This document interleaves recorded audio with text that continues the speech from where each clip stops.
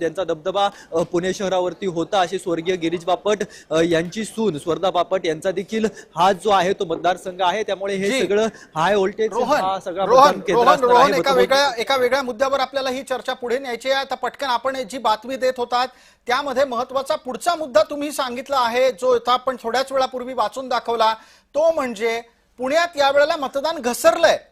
हा महत्त्वाचा विषय आहे आणि 2017 पेक्षा 2025 मध्ये झालेलं 2026 मध्ये झालेलं मतदान कमी का, याचं उत्तर काय आहे?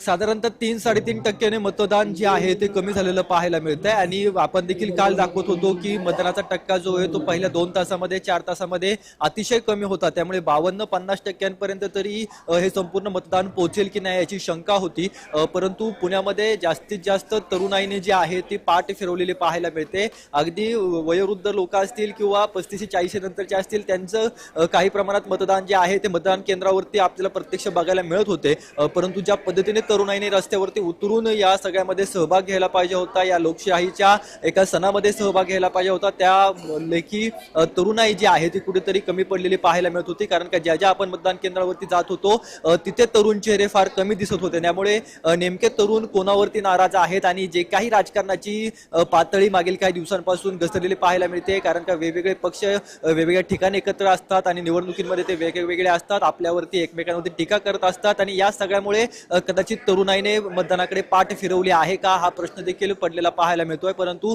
2017 मध्ये मतदान 55% झालेलं होतं, त्यावेळेस भाजपला भरघोस असं यश मिळालेलं होतं आणि हा जो काही टक्का आता 3% घसरलेला आहे, त्यामुळे नेमका याचा फटका कोणाला बसणार आहे हे देखील पाहणं महत्वाचं आहे। अगदी दुपारी 1 वाजेपर्यंत सगळे कल जे आहेत ते हातामध्ये येतील अशा प्रकारची शक्यता आहे। सगळं चित्र जे आहे ते दुपारी 1 वाजेपर्यंत स्पष्ट होईल आणि त्यानंतर रोहन एक आणखी मुद्दा इथे चर्चेला आपल्या सोबत काही मान्यवर आहेत त्यांच्यापर्यंत जाऊयात। अनिश गाढवेंपर्यंत हा मुद्दा नेतो, पुण्याचा मुद्दा आहे, लक्षात घ्यायला हवा। आमचे सहकारी प्रतिनिधी रोहन कदम थोड्या वेळापूर्वी काय बोलले, अत्यंत महत्त्वाचा मुद्दा त्यांनी मांडला। पुण्यात मतदान कमी झालं आणि त्यात सुद्धा तरुणाईचं मतदान कमी झालेलं आहे।